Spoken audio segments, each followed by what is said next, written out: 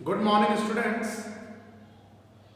In today's class, now we are going to discuss about journal entries about issue of shares. Previous video में भी आपने देखा होगा, हमने इश्यू ऑफ शेयर्स की जो बेसिक एंट्रीज थी एट द टाइम ऑफ पार, हमने बेसिक एंट्री दो एप्लीकेशन, दो अलॉटमेंट, दो फर्स्ट कॉल, दो फाइनल कॉल की एंट्रीज हमने करी थी। प्रीवियस वीडियो की हमारी बात है, ये दो एंट्री आपने एप्लीकेशन के बिहाफ में मेंटेन करी, जिसको मैं रिपीट कर रहा हूँ एक बार। कंपनी जब कोई भी कंपनी अपने शेयर मार्केट में इशू करती है, उसकी मार्केट कंडीशंस दो होती है। There are two market condition when any kind of company, any kind मतलब पब्लिक कंपनी है, प्राइवेट कंपनी की हम बात नहीं करेंगे। पब्लिक कंपनी जब भी अपने मार्केट में शेयर इशू करती है तो उसकी कंपनी एक्ट 2013 के अकॉर्डिंग टू मार्केट कंडीशंस होती है। पहले 3 हुआ करती थी, बट अभी according to company act 2013 only 2 market conditions. Number 1, if shares were issued at par, and number 2, if shares were issued at premium. जो आज हमारा आज का टॉपिक होगा, if shares were issued at premium, कोई इतना बड़ा टॉपिक नहीं है, नॉर्मल टॉपिक होता है, but issued at par. Basic entry हम जब बना रहे हैं तो मिनिमम 1 इंस्टॉलमेंट, प्रीवियस वीडियो में हमने क्लियर किया था, minimum 1 instalment that is known as application cum allotment, जिसमें हम बेसिकली 2 एंट्री करते थे। फर्स्ट एंट्री, एप्लीकेशन मनी पे आपने पूरा पैसा इशू शेयर का रिसीव कर लिया अपने शेयर होल्डर से, तो bank account debit to share application and allotment account, and then application money transfer to the capital account, because अब हमें अलॉटेड करने शेयर्स, ये फॉर्म पे एक लायबिलिटीज होगी, share capital is the liabilities. तो number 2, application money transfer to the share capital account, share application account debit to share capital. ये बहुत रेयर होता है। हम मैक्सिमम कंडीशन में बुक के अकॉर्डिंग भी जब चलेंगे तो सम्स में आपके पास में जितने भी आपको सम दे रखे हैं उसमें जनरली एप्लीकेशन बहुत कम होती है, मैक्सिमम 4 इंस्टॉलमेंट, वैसे ज़्यादा भी होती है प्रैक्टिकली फॉर्म में, बट हमारी बुक के अकॉर्डिंग मिनिमम 1 इंस्टॉलमेंट है और मैक्सिमम 4 इंस्टॉलमेंट है।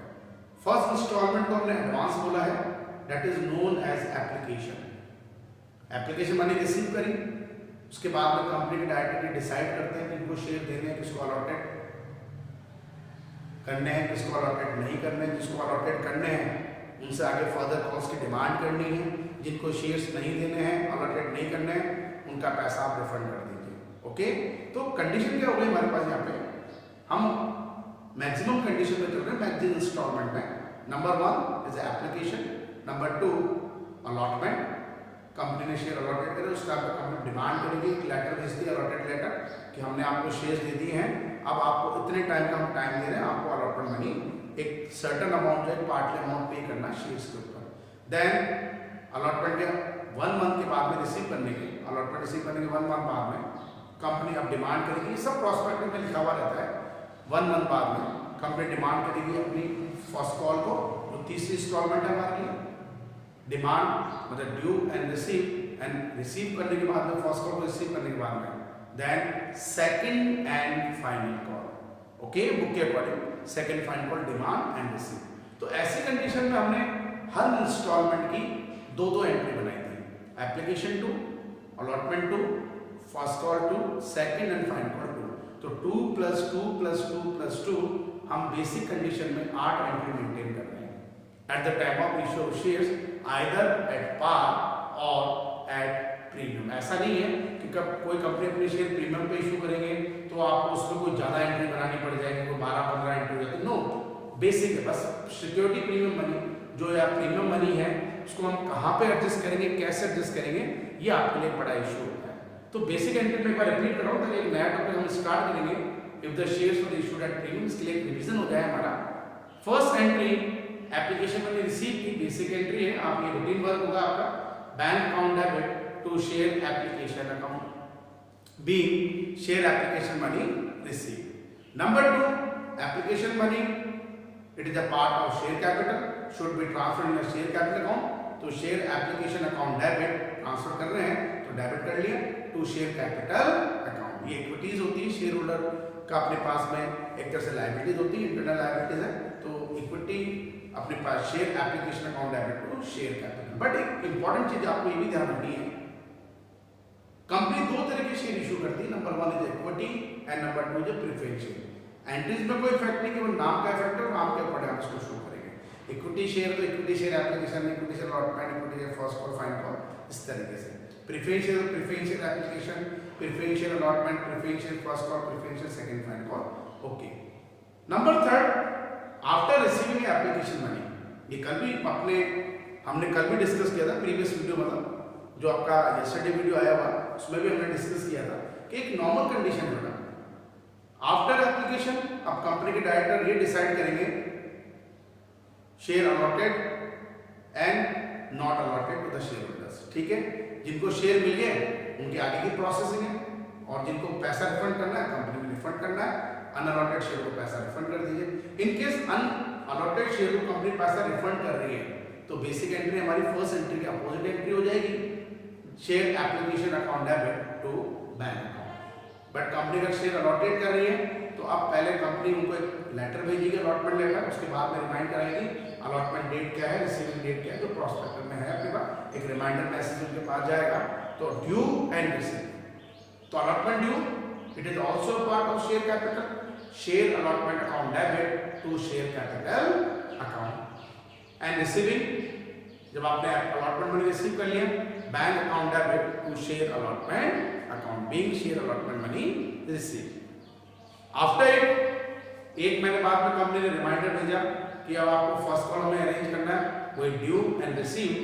तो number 5 entry, share first call account debit to share capital account, being share first call due, और जब कंपनी इसको रिसीव कर लेगी bank account debit to share first call account, being share first call receive.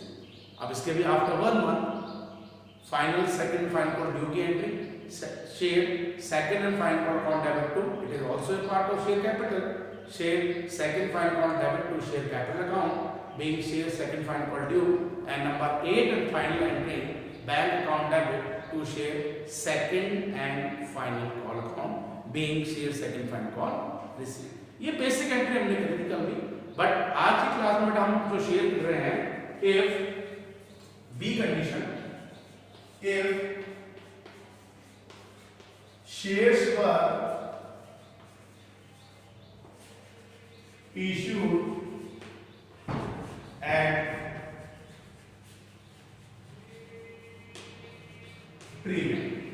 Company जो अपने share issue कर रही है वो किस कंडीशन में इशू कर रही है, कंपनी की एक रेपुटेशन है, शेयर होल्डर शेयर खरीदना है, कंपनी उसका फायदा उठाती है, कंपनी अपने शेयरों को प्रीमियम पे इशू कर रही है। अब थोड़ी मैंने बेसिक थ्योरी से बता रखी है, हम इसको भी क्लियर करें फिर फॉर 1 मार्क्स। ये थोड़ा इंपॉर्टेंट टॉपिक आपके लिए रह जाता है कि when a company issue a share at a price which is above its face value, it is said to be issued at premium. एक नॉर्मल चीज आप ध्यान रखिए, फेस वैल्यू और nominal value. What is the meaning by face value? Company जितने का share issue करने जा रही है, 100 rupees, 50 rupees, it is known as a face value. एक स्मॉल डिनोमिनेशंस होते हैं, यूनिट्स में डिवाइड होती है, तो फेस वैल्यू। अब कंपनी अगर अपने शेयर फेस वैल्यू पे इशू करेगी, it is known as at par. But company about the face value premium पे इशू कर रही है, प्लस प्रीमियम ऐड करके, that is known as issuing price. Issued price और इशूइंग प्राइस। अब एक नॉर्मल कंडीशन, 100 का शेयर है और कंपनी 10 रुपीज प्रीमियम पर अगर शेयर इशू करेगी तो face value 100, premium 10, but issuing price is 100 plus 10 equals to 110। तो what is the meaning by premium? मैं दोबारा रिपीट कर रहा हूं, when a company issue a share at a price which is about its face value, it is said to be issued at premium. जब company face value से ज्यादा amount पर अपने शेयर इशू करती है तो ऐसी कंडीशन को अबव पे इशू करेगी, that is known as issue at premium. आगे, the premium of issue of shares a capital profit. एक इंपॉर्टेंट पॉइंट ध्यान रखना है कि ये जो प्रीमियम मनी है ये प्रॉफिट तो है, but it is a capital nature और रेवेन्यू नेचर। ये बार बार नहीं मिलता बेटा, तो it is a nature of capital. तो premium received by company is a part of capital profit, not a revenue profit. ये चीज बता रहा है, the premium on issue of share is a capital profit and not a revenue profit and as such must be credited to a separate account। इसको हम एक separate account से show करेंगे, that is known as security premium reserve account। इसके दो नाम हम लेंगे, एक नाम होता है सिक्योरिटीज प्रीमियम रिजर्व और securities premium.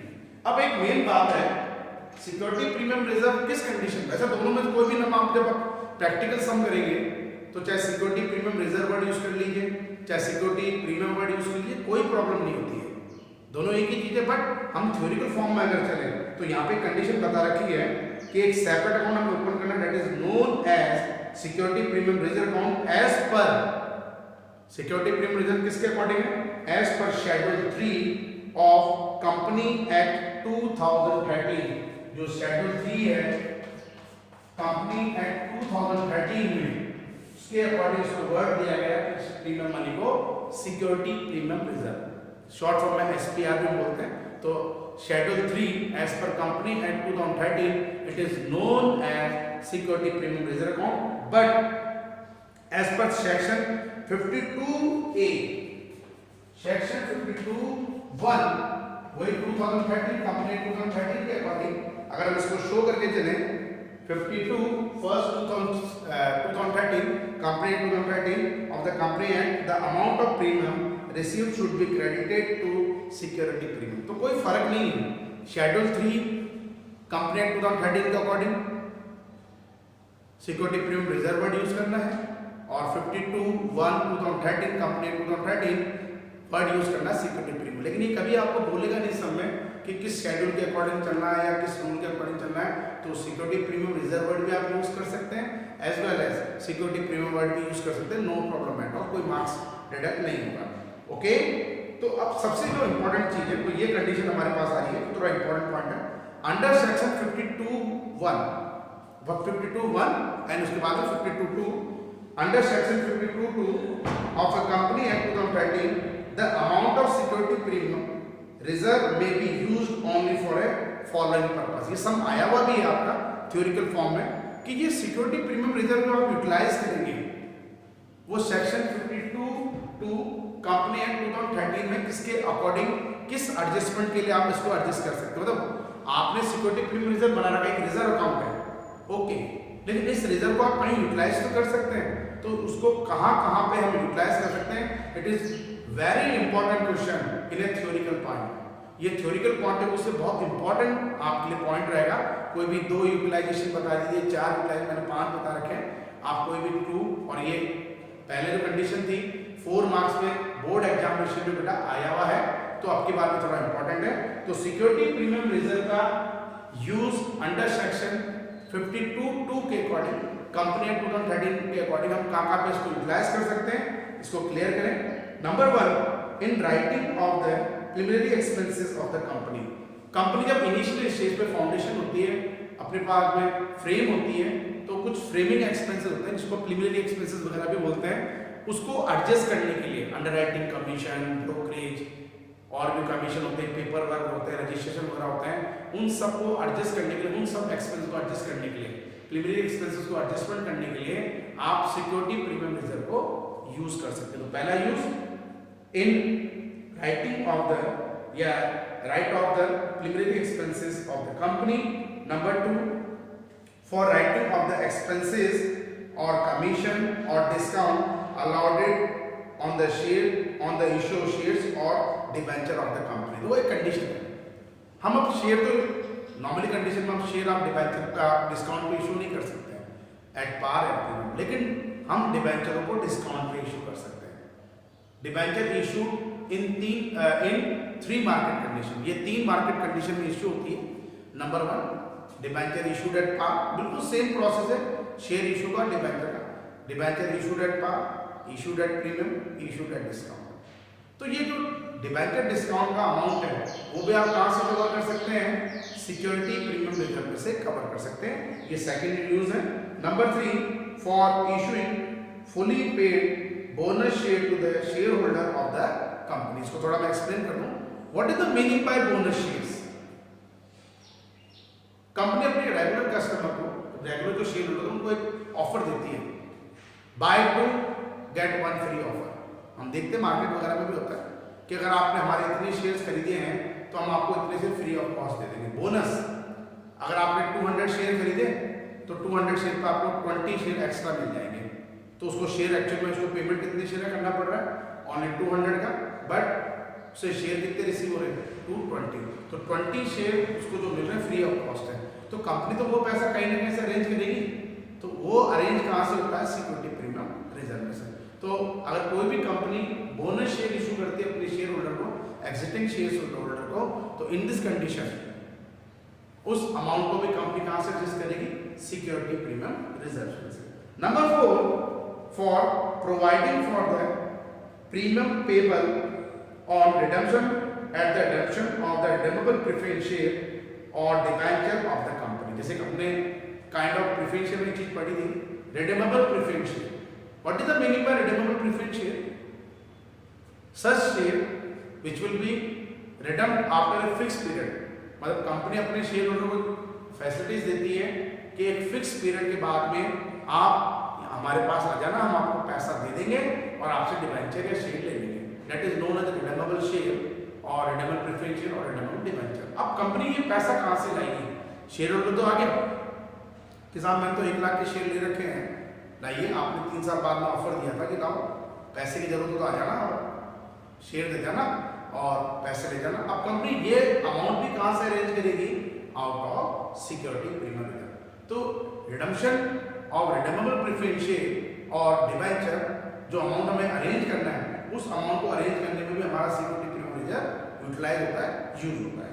Number 5 and final, for buyback of its own share and other security as per the section 68। अब वो सेक्शन 68 क्या है वो हमें नहीं करना। बायबैक ऑफ शेयर्स आप मान लीजिए, जैसे कई बार कंपनी अपने शेयर इशू कर देती है, कंपनी को ये लगता है कि यार दोबारा अपने शेयर होल्डर को एक ऑफर देते हैं, थोड़ा लालच देते हैं ताकि इस शेयर को दोबारा हमको वापस दे दें। मान लो 100 का शेयर कंपनी ने इशू करा और कंपनी को कुछ टाइम बाद लगता है कि अपने शेयर की रेट बढ़ेगी, 100 की जगह 150 आ सकती है, तो वो अपने शेयर होल्डर को एक बेनिफिट देना चाहती है, एक लालच देती है कि भाई आपने 100 रुपये में शेयर लिया था, हम आपको ऑफर दे रहे हैं, अगर आपको पैसे की रिक्वायरमेंट है तो आप आ जाइए, हम आपको उसके 110 या 120 रुपीज़ दे देंगे।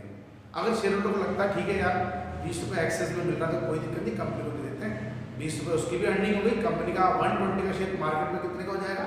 150 का। लेकिन कंपनी ये पैसा कहाँ से अरेंज करेगी? It is known as a buyback of share. Buyback of own share by the company from the share holder is known as a buyback of share. खुद ने अपने इशूड करे शेयर को खरीद लिया है तो ये अमाउंट भी कंपनी कहाँ से अरेंज करेगी? सिक्योरिटी प्रीमियम रिजर्व में से। तो सेक्शन 52(2) के अकॉर्डिंग, कंपनी एक्ट 2013 के अकॉर्डिंग कुछ यूटिलाइजेशन होते हैं सिक्योरिटी प्रीमियम रिजर्व के और सिक्योरिटी प्रीमियम अमाउंट के। आप कोई भी वर्ड यूज करो उसमें कोई प्रॉब्लम नहीं है, ये हमारे पास में कंडीशन है। बट बड़ा हम करेंगे प्रैक्टिकल चीज कि हम सिक्योरिटी प्रीमियम रिजर्व अमाउंट को जब प्रैक्टिकली फॉर्म में शो करेंगे, एंट्रीज में शो करेंगे, तो कहाँ शो करेंगे? आप सबसे इंपॉर्टेंट चीज सिक्योरिटी प्रीमियम रिजर्व अमाउंट ये कंपनी के ऊपर डिपेंड करेगा कि वो किसके साथ में लेना चाहती है, on application, on allotment, on first call, on final call. Company को बहुत ज्यादा प्रीमियम, तो यहाँ पे कोई फिक्स नहीं है कि कंपनी अपने शेयर जब प्रीमियम पे इशू करेगी उसको कोई फिक्स रेट रखे। कंपनी 100 के शेयर पे 20 रुपीज पे प्रीमियम ले सकती है, 30 भी ले सकती है, 40 भी ले सकती है, वो कंपनी के ऊपर डिपेंड करता है। लेकिन यहाँ पे सबसे इंपॉर्टेंट चीज ये जो एक्सेस अमाउंट जो प्रीमियम मनी है हमारे पास में, इस प्रीमियम मनी को भी तो हम अकाउंटिंग प्रोसेस में शो करेंगे, ऑन एप्लीकेशन के साथ में, ऑन अलॉटमेंट के साथ में, ऑन फर्स्ट कॉल के साथ में, ऑन सेकंड कॉल के साथ में। तो किसके साथ में शो करें? नॉर्मली बात है थ्योरेटिकल फॉर्म में, the amount of security premium reserve may be charge by the company on application और अलॉटमेंट ऑन और the further calls so the entry according to conditions are as follows.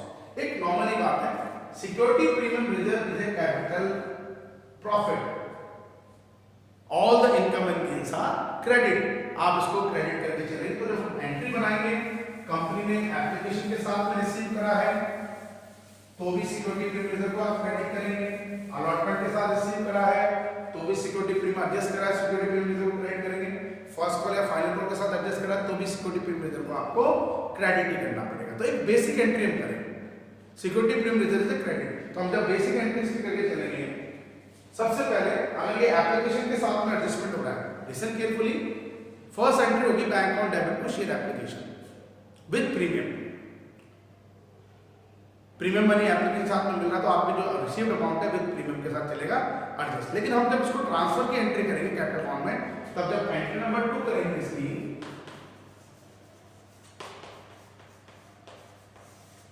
तो basic entry ये थी, share application account debit to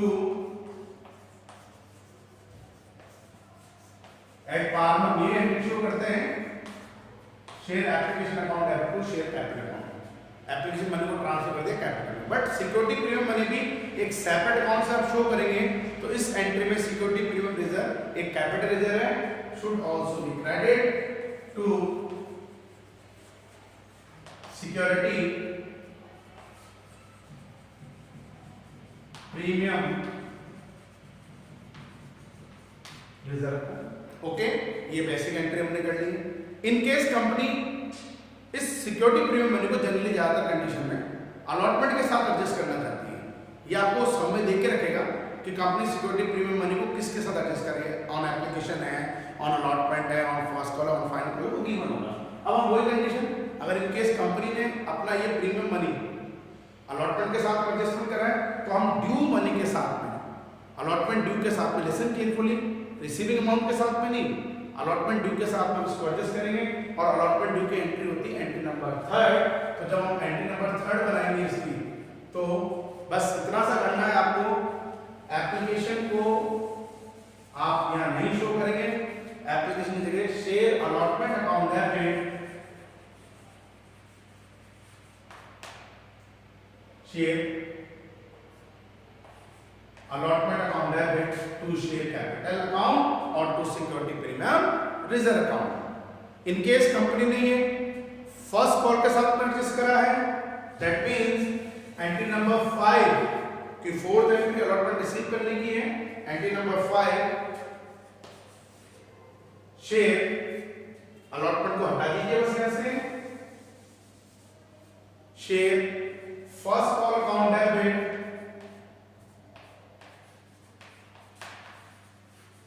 to share capital account to security premium reserve account.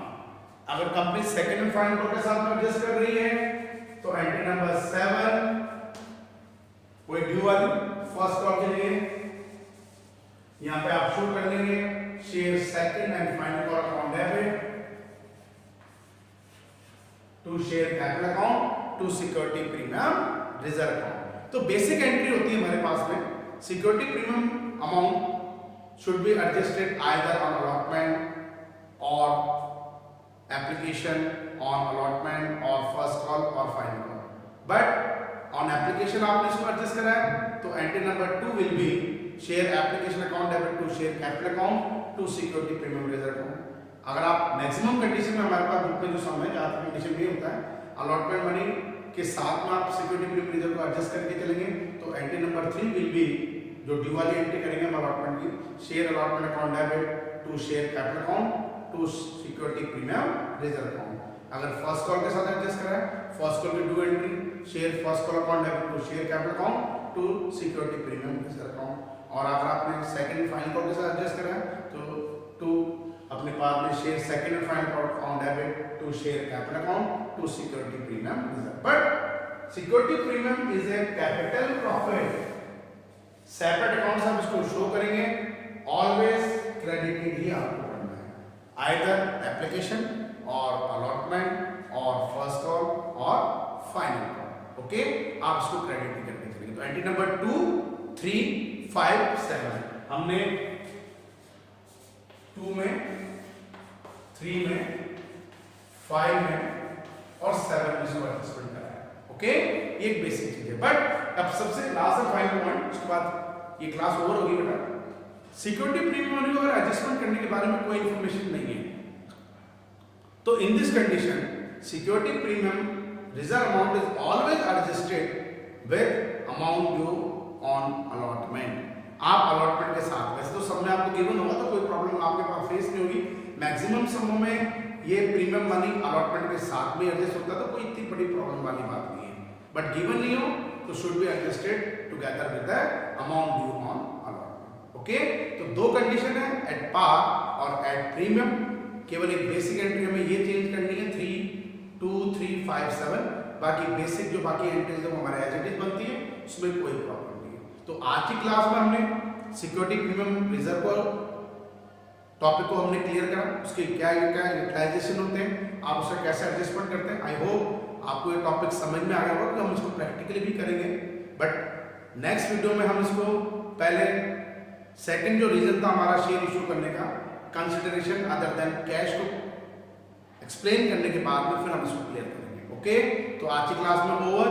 Thank you and have a nice day. Be safe at your home.